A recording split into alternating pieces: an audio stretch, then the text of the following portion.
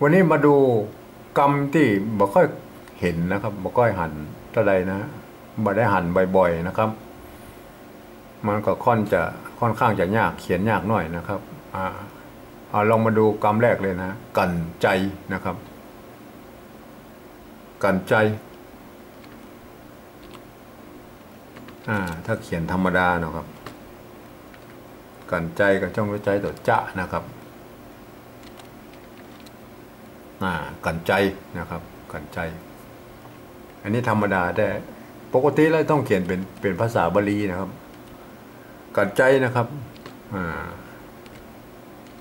ตัวเนี้ยนะครับตัวจะเอาไว้ทางลุ่มนี่ครับซ้อนนะครับตัวเนี้ยนะครับเนี้ย2 ตัวนะครับเอาเป็นห่างตัวนึงอีอ่านว่ากันใจนะครับกันใจตัวกะเป็นพันยัญชนะต้นนะครับตัวเนี้ยตัวนี้เป็นตัวสะกดของตัวหน้าเนี่ยนะก็อ่านว่ากันนะครับมันต้องมีไม่พัดแล้วครับก็อ่านว่ากันตามภาษาบาลีนะครับตัวจะเนี่ยครับเป็นพยัญชนะต้นนะครับเพราะฉะนั้นมีไม่เก๋อยู่ตรงนี้มีตัวเนี้ยอยู่ข้างหลังนี่อ่านว่าใจนะครับใจเนี้ยนะครับใจเนี้ยกันใจเนี้ยนะครับกันใจกษัตริย์นะครับกษัตริย์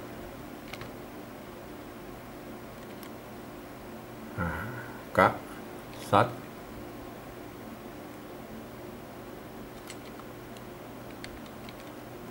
อันนี้ก็เขียนได้แบบหนึ่งกษัตริย์นะครับตัวกะนะครับใจตัวสะนะครับสะสอเสือนะฮะ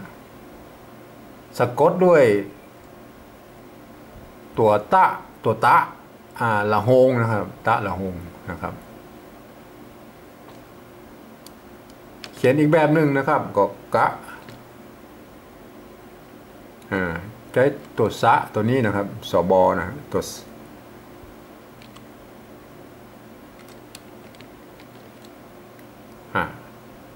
กษัตริย์นะครับกษัตริย์ถ้าสมมติว่าเอาเต็มเนี่ยกษัตริยะเนี่ยนะ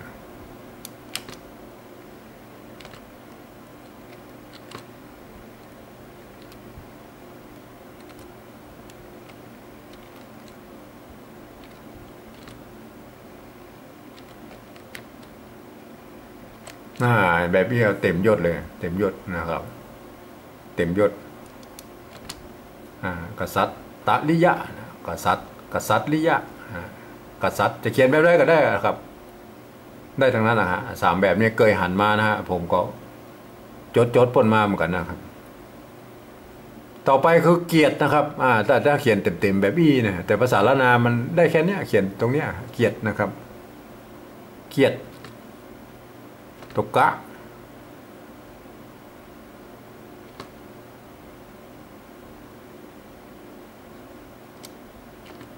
ตัวละตะนะครับละตะนะอันนี้มันก็จะเกียรติยาวหน่อยมันต้องเกียรตินะเกียรติยศเกียรติอย่างเนี้ยเกียรตินะฮะเกียรตินะฮะแค่นี้แหละครับมีสระนะติดมาก็มันจะเสียงสั้นไปหน่อยนะคือเกียรตินะครับเขามาเขียนเป็นภาษาปริวัติแบบ2นะครับกันชัยนะกันชัยยะกะ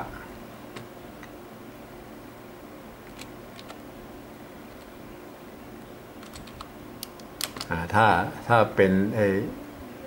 อ้ตัวสะซอเสือก็ต้องใจอย่างนี้ครับ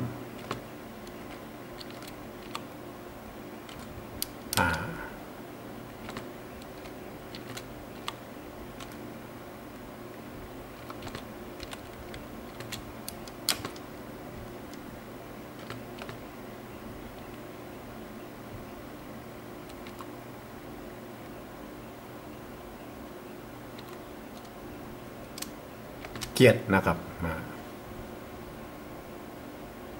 กันชัยกษัตริย์กษัตริย์กษัตริย์เกียรตินะครับ